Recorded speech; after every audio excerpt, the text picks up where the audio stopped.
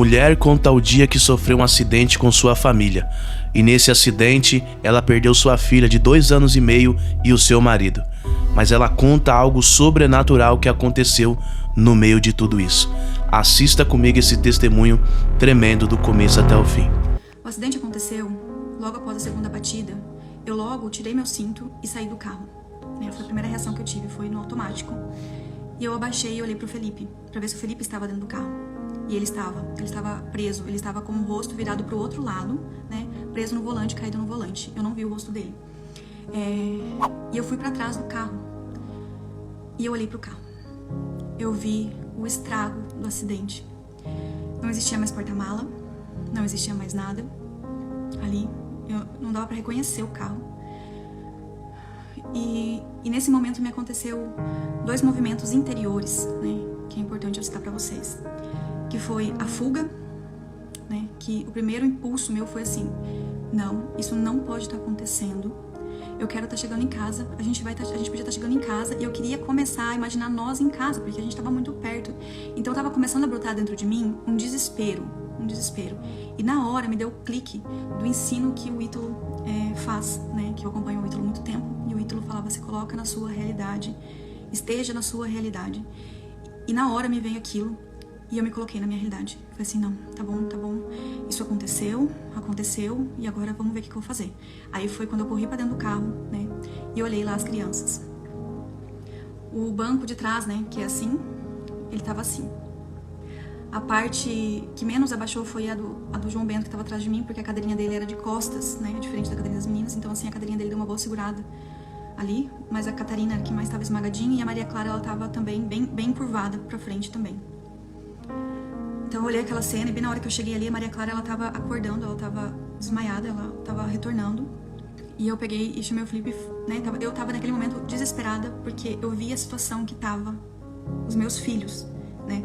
E naquele momento, eu não me preocupei muito com o Felipe, porque o Felipe, ele não, ao que eu estava vendo, não estava machucado, não estava nada demais, né?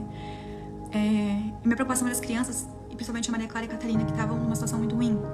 Então eu fui atrás também, saí do carro, retornei, fui ver a cadeirinha lá do João Bento. O João Bento tava chorando muito, tava gritando, desesperado. Meu primeiro movimento foi tentar tirar ele de lá. Teve um caminhoneiro que veio e tinha muitos caminhoneiros, tá? Muitos caminhoneiros estacionados, então tinha caminhoneiros dentro do caminhão. Então tinha bastante gente ali, foi chegando bastante gente rápido. Então os caminhoneiros ali me ajudaram, né? Como eu sabia manobrar o carro dentro ali, pra puxar meu banco pra trás, pra poder dar uma soltada na cadeirinha, tentar tirar o cinto dele que ficou preso, né? O caminhoneiro pegou alguma coisa, ajudou a cortar ali pra tirar o João Bento. E o João Bento ficou com o caminhoneiro. E eu retornei pra dentro do carro pra tentar salvar minhas outras 2 filhas. Aí eu tentei tirar, falando com a Maria Clara, né? A Maria Clara, ela tava desesperada porque ela viu o pai dela ali. E daí ela falou assim: mãe, meu pai morreu, mãe, meu pai morreu. Eu falei assim, eu fazia carinho no braço do Felipe, eu falava assim: não, filha, não pensa nisso, meu amor. Olha, a mamãe vai tentar tirar você daí. E daí eu tentava tirar, eu consegui desprender o cinto da barriguinha dela, né? Com a mão, com muito esforço, porque ela tava muito achatadinha. E eu consegui tirar um braço dela, e quando eu fui tirar o outro, ela gritou de dor. Então, assim, a Maria Clara, ela viu tudo ali dentro. Ela ficou presa nas ferragens, né, ali dentro. Mas ela viu tudo o que estava acontecendo, né? E eu saía do carro, pedia socorro, voltava porque a ambulância não chegava. Pra mim, aquilo era uma eternidade, né? E a Catarina, eu não conseguia nem ver ela, porque ela tava muito amassadinha. Só que teve um momento que a Catarina ergueu a cabeça. E a esperança veio no meu coração, né? Eu segurei o rostinho dela. Eu não sei se era sangue, o que era. Eu segurei o rostinho dela. E ela teve força pra erguer a cabecinha, sabe? E girar pra direção nossa ali. Então eu segurei a cabecinha da minha menininha e pedi pra alguém que tava ali no carro. Eu falei assim: segura a cabeça dela, porque minha filha tá viva. Eu saí e falei: minha filha tá viva, a gente precisa chamar o socorro, sabe? Começava a gritar, pedir ajuda. E enquanto eu tava nesse desespero, né, eu voltei com a minha mão ali na cabecinha da Catarina. Ela já tava com a cabeça muito mole. E foi o momento que eu escutei o rapaz falando assim: aguenta firme, pai, que o socorro tá chegando. Nesse momento, eu olhei pro rosto daquele homem que falou aquilo, saí correndo pra dar volta no carro, e os homens que estavam ali, as pessoas que estavam ali, não me deixaram ir. Eles falaram assim: a BR tá aberta ainda, você não pode, você vai ser atropelada, volta. E as pessoas não acreditavam que eu tava dentro do carro, né, com aquela situação. Então, eu retornei pra dentro do carro. E ficava... Eu retornei pra dentro do carro e eu saía de dentro do carro, porque assim, eu não tinha o que fazer. E esse foi um sentimento que eu senti muito forte, o sentimento da impotência. Gente, meu Deus, que sentimento horrível, sabe? Eu queria ter força humana para arrancar aquele banco, erguer aqueles bancos, né? E quando eu fui lá fora, assim, eu olhei pro carro, tinha não sei quantos homens amarrando uma corda e puxando a corda. Eu falei assim, aquele sentimento assim, eu falei assim, realmente eu não consigo. Naquele momento interior, ia acontecendo muitas coisas interior em todo o processo. Eu falei assim, bom, eu não consigo. Mas eles também, olha o tanto de homem, eles também não estão conseguindo. Então eu não me culpava de não conseguir tirar minhas filhas dali, entende? Então isso foi muito importante pra mim. Aí eu, né, logo chegou a ambulância, aí o pessoal já me colocou pra ambulância. E outra coisa que eu queria citar pra vocês aqui, é um chamado, na verdade, né? Quando vocês verem alguma situação dessa de acidente, não filmem. Né? Muita gente com o celular na mão, ligando pras pessoas, falando o que estava acontecendo. Eu tava consciente ali, eu vi tudo, eu lembro de cada mínimo detalhe. E isso é muito chato, gente, é uma situação muito chata. Então, assim, não façam isso, né? É melhor que você ore, sei lá, dá pra fazer tanta coisa, né? Então, teve um momento também que o carro começou a sair fumaça. E eu falei assim, o povo falando, vai pegar fogo, vai pegar fogo. Eu falei assim, meu Deus, será que eu tiro o carro? Será que eu desligo o carro? Será que eu ajudar? As pessoas falavam assim, não é bom mexer, e não sabia o que fazer. Mas pra vocês terem noção como eu conseguia interiormente pensar, sabe? Minha cabeça pensava, porque assim, foi assim, bom, eu não consigo tirar meus filhos dali, se o carro vai pegar fogo, eu vou entrar ali dentro. E tava cheio de gente e as pessoas não iam querer deixar eu entrar. Então eu tava na minha cabeça matutando uma forma de entrar ali pra deitar perto das meninas, pra que elas não queimassem sozinhas se acaso isso acontecesse, né? Pra vocês entenderem assim que como a minha cabeça estava funcionando. Mas logo depois o carro parou de pegar fumaça, graças a Deus, não pegou fogo, nada. E a gente foi me colocar na ambulância junto com o João Bento, né? Eu tive apenas hematomas, né? Eu fiquei com a marca do cinto muito forte, fiquei roxa. E fiquei também com muita dor no pescoço. Eu não conseguia erguer meu pescoço sozinho, a minha cabeça sozinha. Eu tinha que ajudar durante semanas, ajudar minha cabeça quando eu deitava aqui, né? Então, às vezes eu fico pensando assim, a força que a Catarina teve, né? Porque deve ter dado alguma coisa no pescocinho dela, né? A força que essa bichinha teve de erguer a cabecinha, né? Ela ergueu a cabecinha. Então, assim, ela foi forte até o último momento, né?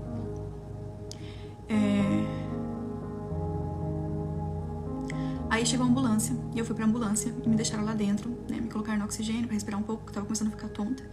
E eu tive que ir pro hospital. E eu lembro que meus amigos logo chegaram, porque eles iam vir, né? Tem uns amigos que estavam na apresentação com a gente, então eles iam chegar logo, eles chegaram, foi o que me acalmou, porque daí a Elisângela ficou comigo dentro da ambulância. E minha mãe foi outro acidente, muita gente conhecida foi outro acidente, né? E eu fui encaminhada, então, pro hospital, né? Junto com o João Bento. Quando a gente chegou no hospital, tinha um conhecido nosso, um amigo nosso, o Thiago. Isso, de certa forma, parece que foi providência. Quando eu vi ele, eu falei assim, meu Deus, muito obrigada, eu não tô acreditando que o Thiago tá aqui. Porque, de certa forma, eu tava entregando o João Bento na mão dele. Porque eu sabia que o Thiago ia cuidar dos meus filhos e de mim como se fosse a mulher e os filhos dele. Eu sabia que ele ia fazer o melhor por nós. Então, eu fiquei muito tranquila, embora desesperada, falando tipo sanguíneo das crianças, assim, eles são tudo O negativo, e falando se é que precisa de cirurgia. Então eu fui falando essas coisas, né? Até vinha a calmaria, o Thiago falou calma, Alessandra, calma, pegaram o João Bento e foram averiguar o primeiro João Bento. Daí depois eu fui fazer raio-x e eu tive uma espera ali no hospital, né?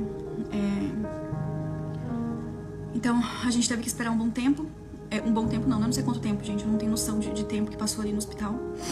Então eu fiquei ali no hospital com o João Bento, fazendo raio-x. E foi o momento mais difícil, sabe? Mais difícil porque algo aconteceu ali.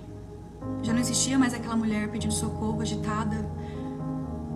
Eu tinha uma força, eu tava assim, em pé. Eu tava em pé. E eu não sabia, eu não tava entendendo aquilo que tava acontecendo. Eu pensei que eu tava em choque, né? Porque eu olhava pras pessoas, assim, as pessoas sabiam, minha mãe trabalhava naquele hospital, né? Então, assim, tinha pessoas que eu conhecia, que estavam ali me olhando, também, assim, tipo, o que aconteceu, como que foi isso, sabe? Quando você vê esse olhar da pessoa, de preocupação, né, também. Então, assim, eu fiquei ali parada, uma psicóloga veio tentar falar comigo, mas eu não consegui falar com ela, não, assim, eu precisava tá com o meu interior, sabe? Eu precisava conseguir entender aquilo que estava me acontecendo, desde aquele momento. Então, eu fiquei um tempo ali, o João Bento foi acalmado pelas enfermeiras, e eu esperei. Quando eu tava fazendo raio-x, eu escutei a voz da Maria Clara no corredor. Ela tava numa maca. Ai, meu Deus, foi uma grande alívio ver a minha filha ali. E a primeira coisa que ela me falou foi assim: mãe, por que com a Catarina? Ela só tinha 2 anos e meio. Eu falei, filha, o que aconteceu com a Catarina? Tipo assim, mãe, ela só tinha 2 anos e meio. Isso não é justo, isso não é justo. Ela só falava isso, né? Era a dor dela. E ela tava meio sonolenta. E eu tentava acalmar ela, né?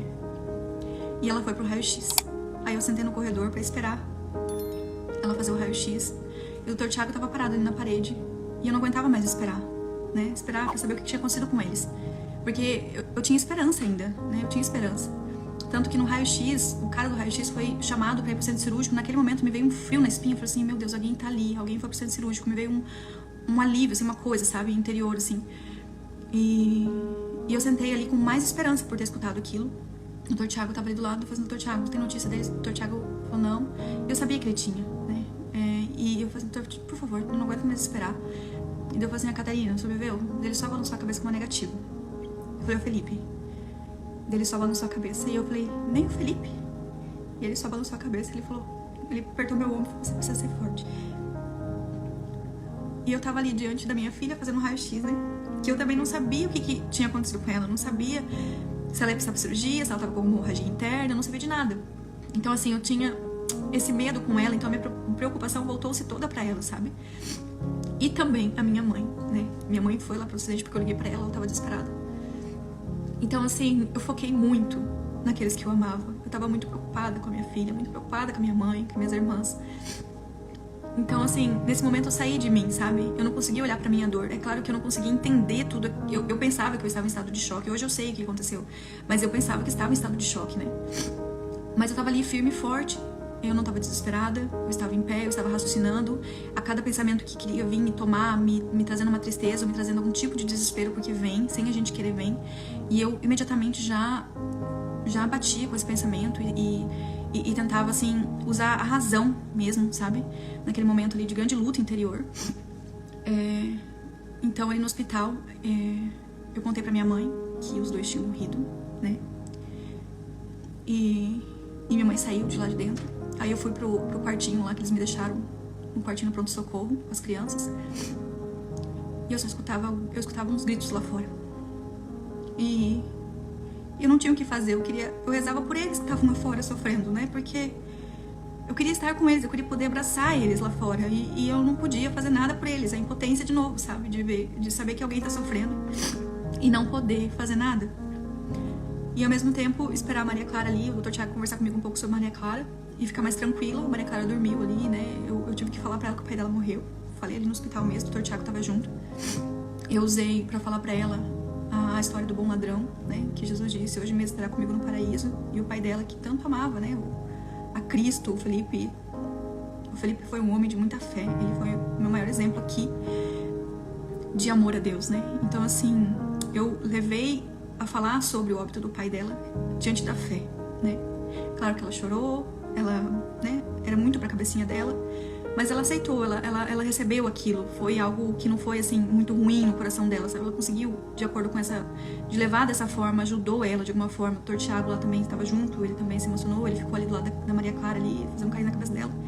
E foi importante ele estar ali, porque ter aquela figura masculina ali foi importante naquele momento, sabe? Aí a gente teve que passar a noite ali no hospital. Os médicos liberaram pra minha mãe e minhas irmãs virem me ver ali um pouquinho, né? O padre Tony também veio ali. E ali no hospital eu fiquei sozinha com as duas crianças. E ali eu senti uma divisão em mim, né?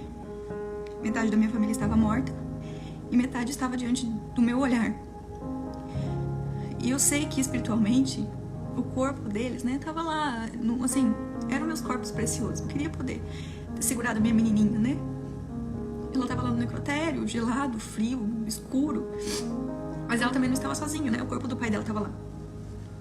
Então, interiormente, eu pensava tudo isso, assim, bom, Alessandra, eles estão lá, você não pode estar lá, porque você precisa estar pelos dois que estão aqui. O que eu podia fazer por eles eu já fiz. Eu preciso continuar fazendo pelos dois que Deus me deixou. Eu vou ficar aqui e eu vou estar aqui. E eu fiz daquela noite uma oração. Foi a minha noite escura, noite escura, eu costumo falar, né? Porque foi uma noite muito difícil, eu não dormi naquela noite, né? Fiquei só com as crianças e foi uma noite de muita oração, de muita entrega. Eu tava assustada, assim, com o meu interior. Eu não tava assustada com a situação. eu estava assustada com o meu interior, porque eu não sabia o que estava acontecendo. E eu via, isso é na questão psicológica, né, assim, eu lembro que o João Bento e a Maria Clara tinham dormido ali no hospital e eu ia tomar água, eu ia no banheiro, eu ficava no banheiro assim e falava assim, meu Deus, me ajuda. Era o que eu falava, meu Deus, me ajuda, meu Deus, me socorre, me ajuda. Não me deixa cair, era essa minha oração o tempo todo eu rezava isso. E ao mesmo tempo, algo dentro de mim queria explodir, alguma coisa ruim, assim, sabe? Parece que eu via eu entrando em desespero, mas existia algo maior dentro de mim que não permitia isso, sabe? E eu fazendo entrega e pedindo socorro do alto o tempo todo. E não me falhou em momento algum, né? Não me falhou. Então, amanheceu o dia, a gente foi liberado, a gente pôde ir pra casa, né? Maria Clara, graças a Deus, ela não precisou ficar internada, ela quebrou a bacia em 2 lugares, ela quebrou a clavícula, ela rompeu o ligamento do joelho, mas eles liberaram para o velório, então a nossa família veio nos buscar no dia seguinte, acho que era umas 10 horas, não lembro, e pra vocês terem noção como a minha cabeça estava boa, sabe? Porque eu lembro de pedir pra com quem eu ia. Eu falei assim, mãe, eu não lembro se foi minha mãe com quem eu pedi. Só sei que eu falei assim, eu quero ir primeiro, eu quero chegar em casa primeiro. Porque eu sabia que não ia ser fácil entrar dentro de casa. E não tem esse negócio assim, que eu tinha que entrar dentro de casa. Era a casa que eu tinha, era a única coisa que eu tinha. Então eu precisava entrar aqui e enfrentar a casa, podemos dizer, né? E eu pedi pra Maria Clara ir no carro separado e pedi pra que eles fossem mais devagar pra eu ter um tempo sozinha. E foi aqui que eu senti um vazio. Um vazio material da presença deles, sabe? Aí eu chorei em cada cômodo, eu chorei na caminha da minha menina, eu fui nas roupinhas dela. Porque é muito estranho a morte assim, gente. Porque assim, é como se eu tivesse preparado ela pra morrer, sabe? Eu dei jantinha pra ela na noite anterior, né? Dei um banho, pentei o cabelinho dela, eu lembro de cada detalhe, eu cortei as unhinhas dela. E de repente não tenho mais. É difícil, sabe? O vazio da nossa casa existe até hoje. Então foi muito difícil entrar aqui, mas eu queria encarar. E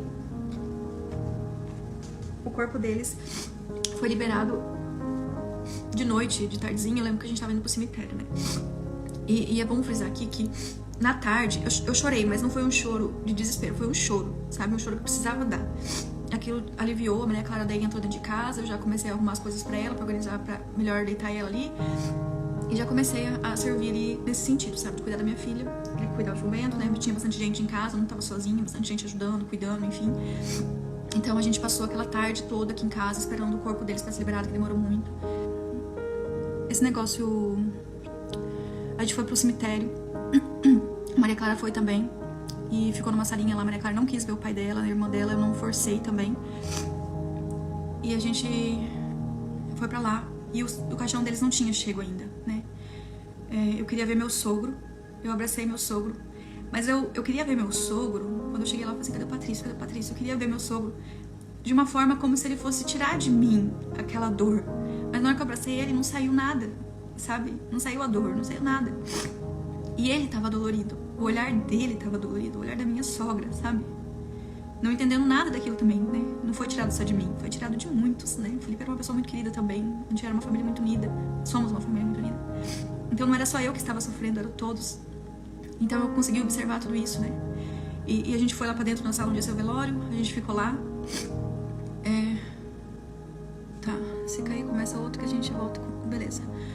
Tá. Então a gente... Entrei lá dentro, os caixões ainda não tinham chegado. O corpinho deles não tinha chegado ainda. E eu fiquei ali sentada, né? As pessoas vinham, me cumprimentavam, enfim. E logo já começaram a descer o caixão, né? E eu lembro que eu falei assim, cuida pra não deixar ele cair, porque o Felipe era grandão, né? Tipo, é estranho, sabe? Eles colocaram os dois ali. E o caixãozinho da minha menininha, né? Pequenininha, parecia uma bonequinha de porcelana. E a gente participou do velório. Eu consegui ir até os caixões logo. Eu peguei na mãozinha dos dois. E a morte, naquele momento, não era dolorida. Era dolorida. Existia dor, mas não existia um desespero. Eu sentia algo que não era de mim, né? Eu sentia uma paz, embora eu estivesse muito triste, eu estivesse assim com uma dor profunda na minha alma, uma dor tão grande que é impossível explicar pra vocês, né? De ver 2 da minha família mortos ali. Mas eu sabia que aquilo ali é a morte que os nossos olhos precisam ver, que a gente precisa passar, né? Espiritualmente, eu tinha esse olhar, sabe, sobre eles, então não houve desespero. Eu lembro que eu chorei muito no velório. Eu cumprimentei as pessoas. Eu lembro o rosto de muitas pessoas que foram. O velório foi muito cheio, não houve... o pessoal do grupo de oração cantou, foi muito gostoso. Então a gente passou a noite ali, eles foram enterrados no dia seguinte de manhã, se não me engano, às 10 horas da manhã. E eu lembro do primo do Felipe, que foi o que me marcou muito, porque o Felipe tinha um primo que ele amava muito e se preocupava muito, né? E eu olhei ele, chamei ele perto de mim, sabe? E ele chorou muito e eu queria roubar a dor dele, né? Porque assim, eu conhecia, o Felipe me falava dele, eu conhecia o coração dele, eu estava entendendo aquilo espiritualmente, mas ele não, né? A morte tinha um peso diferente pra ele, então assim, parece que eu podia sentir a dor dele, eu queria arrancar aquela dor dele, né? Então assim, eu lembro que isso foi uma coisa que me marcou muito.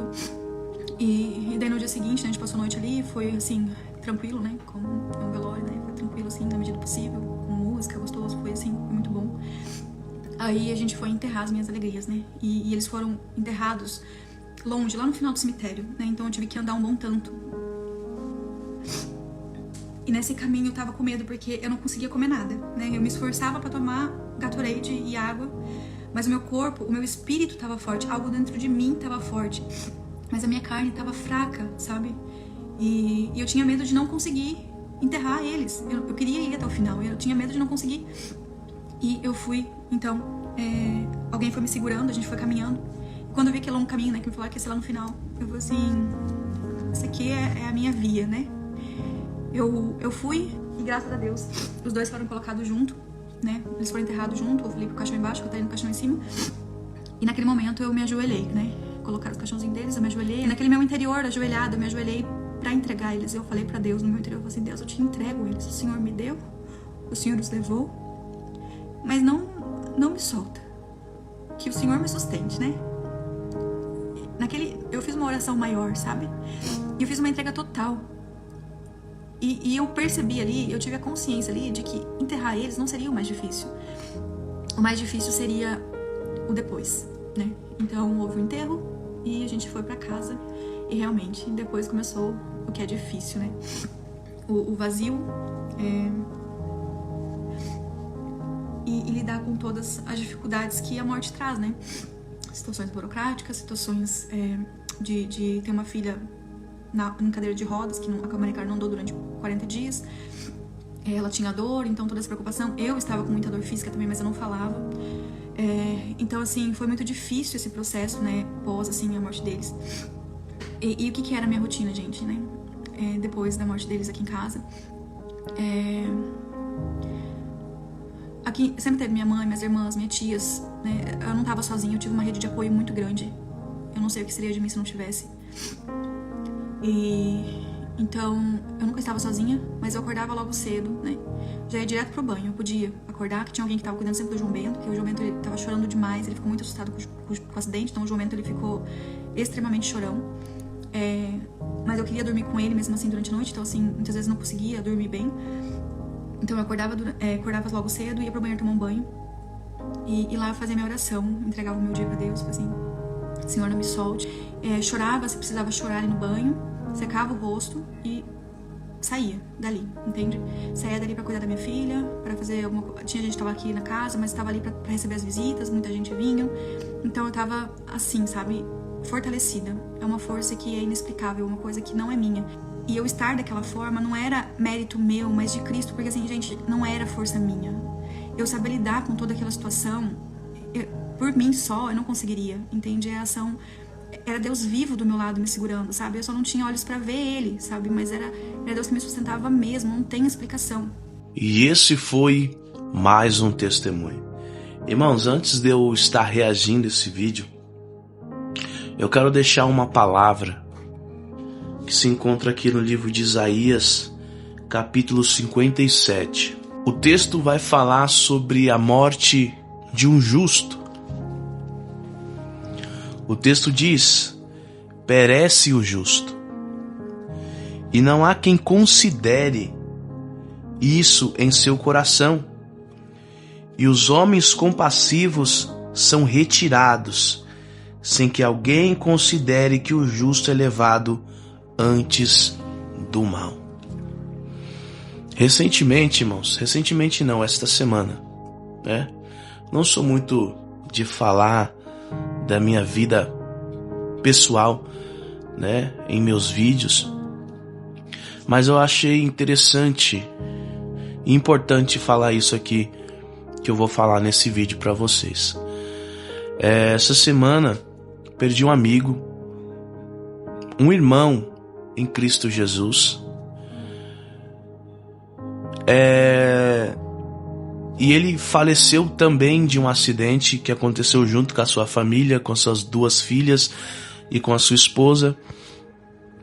E ele veio a óbito, faleceu. E ela contando esse testemunho, contando que perdeu seu marido, que perdeu uma filha de 2 anos e meio. E talvez você está assistindo esse vídeo, ou você passou por uma situação semelhante a essa, e está questionando, perguntando para Deus o porquê. Por que essa pessoa era tão boa? É uma pessoa que te servia. Só que a palavra, através do livro de Isaías aqui, vai nos explicar um pouco, e talvez esta mensagem, essa palavra, possa confortar o seu coração. Você que se pergunta o porquê e não entende o porquê, a gente vê aqui no livro de Isaías, pesquise aí, busque, leia essa palavra, livro de Isaías, capítulo 57. O texto vai dizer que perece o justo, e não há quem considere isso em seu coração, e os homens compassivos são retirados, sem que alguém considere que o justo é levado antes do mal. Ele entrará em paz, descansarão nas suas camas os que houverem andado na sua retidão. Os justos são levados antes dos maus. E se nós olhar em uma visão espiritual de tudo isso, uma visão espiritual desse testemunho, enxergamos que eles estão em um bom lugar. Quem ficou no sofrimento foi nós. Quem ficou no lugar de tristeza somos nós. Quem ficou no lugar de angústia somos nós.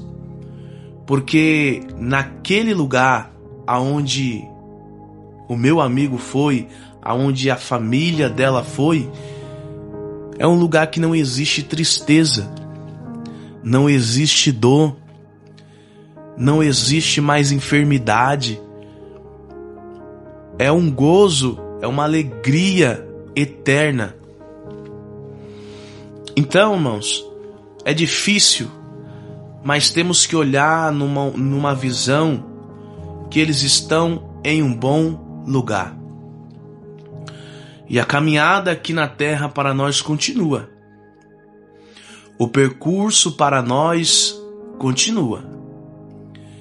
E nós temos que ser fortes, temos que levantar a cabeça e temos que dizer: está tudo bem. Eu lembro de um grande homem que foi Ezequiel.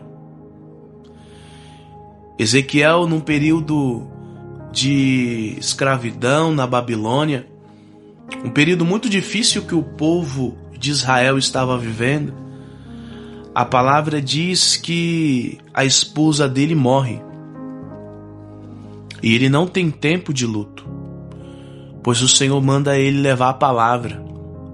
O Senhor manda ele profetizar.